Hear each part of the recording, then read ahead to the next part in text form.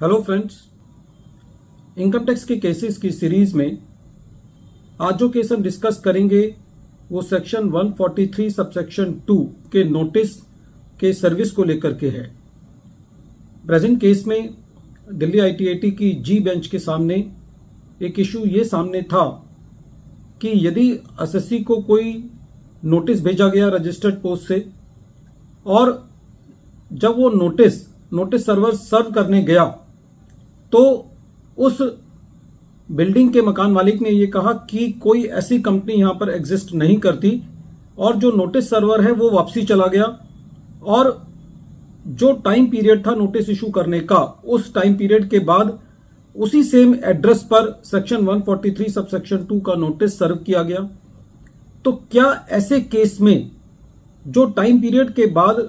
SSC को notice serve किया गया, क्या इसको एक वैलिड सर्विस ऑफ नोटिस कहा जा सकता है? यही इशू ट्रिब्यूनल ने अपने case Sukriti information system private limited versus income tax officer के केस में डिसाइड की और ये case 123 ITR tribunal page number 376 पर रिपोर्ट हुआ और इस केस का जजमेंट 31 जनवरी 2025 को आया। प्रेजेंट केस असेसमेंट ईयर 12-13 से रिलेटेड है। प्रेजेंट केस में एसएससी को सेक्शन 143 सबसेक्शन 2 का नोटिस 23 सितंबर 2013 को भेजा गया, जो कि 26 सितंबर 2013 को रिटर्न बैक हो गया।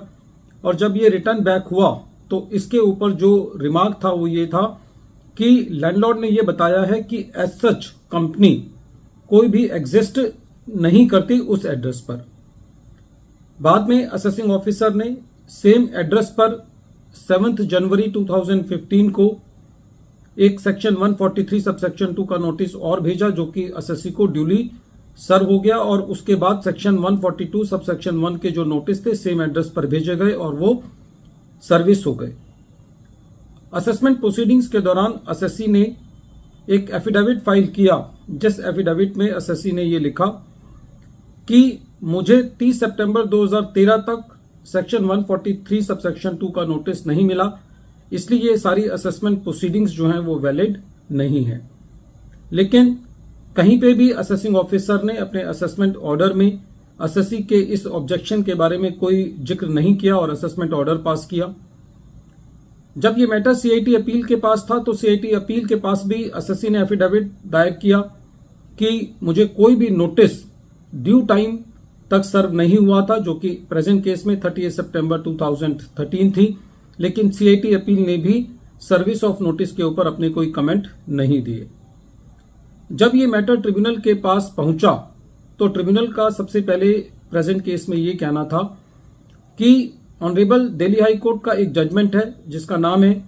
Commissioner of income tax versus lunar diamonds limited, जो कि 2006 का जजमेंट है और जो 281 आईटीआर पेज नंबर 1 पर रिपोर्ट हुआ, जिसके मुताबिक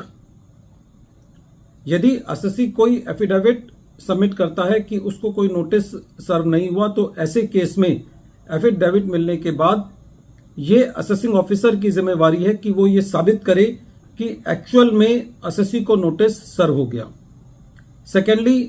प्रेजेंट केस में ट्रिब्यूनल का ये कहना था कि यदि एसएससी को नोटिस भेजा गया और एसएससी उस एड्रेस पर नहीं मिला तो ये असेसिंग ऑफिसर की जिम्मेवारी थी कि वो उस नोटिस को लास्ट नोन एड्रेस पर एफिक्स करे। ट्रिब्यूनल ने यह कहा कि प्रेजेंट केस में कोई भी ऐसा स्टेप ना तो असेसिंग ऑफिसर के द्वारा लिया गया और ना ही कोई ऐसा स्टेप आईटीआई के द्वारा लिया गया। यदि उस प्लेस पर जो लास्ट नोन एड्रेस है असेसिंग ऑफिसर के पास, उस एड्रेस पर कोई नहीं मिलता तो ये उस आईटीआई की जिम्मेवारी है कि वो उस बिल्डिंग की प्रीमाइसिस के आउटडोर पर उस नोटिस को एफिक्स करे, अपनी रिपोर्ट ड्रॉ करे और उस रिपोर्ट में ये लिखे कि वो नोटिस कौन सी डेट किस टाइम को एफिक्स किया गया और कोई आइडेंटिफायर भी ढूंढे यदि वो अवेलेबल है। उसके बाद ट्रिब्यूनल का ये कहना था कि ये सब कार्रवाई करने के बाद, नोटिस को एफिक्स करने के बाद, ये असेसिंग ऑफिसर की जिम्मेवारी है कि वो ये सुनिश्चित करे कि जो आईटीआई है वो इस अवज में कि उसने नोटिस एफिक्स कर दिया है उसके लिए उससे एफिडेविट ले, और यदि वो एफिडेविट नहीं ले पाता किसी वजह से, तो ऐसे केस में असेसिंग ऑफिसर की जिम्मेवारी है कि वो उस आईटीआई को, नोटिस सर्वर को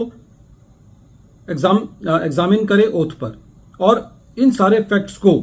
कि नोटिस अफिक्स किया गया है, उसका एफिडेविट आया है नोटिस सर्वर का, इन सब बातों को ऑर्डर शीट में लिखे।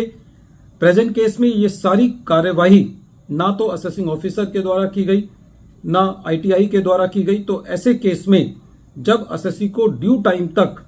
नोटिस सर्व नहीं हुआ, तो ऐसे केस में जो भी प्रोसीडिंग्स उस नोटिस के बिना पर की गई, वो सारी प्रोसीडिंग्स इनवैलिड हैं। फ्रेंड्स, ये केस बहुत इंपॉर्टेंट है, क्योंकि ये चीजें बहुत कॉमन देखने को मिलती हैं कि जब असेसी को नोटिस सर्व किया जाता है तो वो नोटिस असेसी को नहीं मिलता, और एक बार जब असेसमेंट्स हो जाती हैं, पेनल्टीज इंपोज कर दी जाती हैं, तो डिपार्टमेंट किसी न किसी तरीके से असेसी को ढूंढकर असेसी को डिमांड का नोटिस सर्व कर देता है। तो इससे कहीं ना कहीं ये मैसेज जाता है कि डिपार्टमेंट असेसमेंट प्रोसीडिंग्स से पहले, असेसमेंट प्रोसीडिंग्स को शुरू करने की जो कार्रवाई है, उससे पहले नोटिस सर्व करने को जितना एडिक्वेट स्टेप्स लेने चाहिए वो नहीं लेते, और यदि असेसी को नोटिस सर्व नहीं हुआ है तो उसके बिना पर पूरी असेसमेंट प्रोसीडिंग्स क्वैश की जा सकती हैं। ये केस इस चीज का एक परफेक्ट उदाहरण है। वीडियो के अंत में एक बार फिर मैं केस का नाम रिपीट कर रहा हूं। केस का नाम है Sukriti information system private limited versus income tax officer, और ये case 123 ITR tribunal page number 376 पर रिपोर्ट हुआ, और इस केस का जजमेंट 31 जनवरी 2025 को आया। Thank you friends.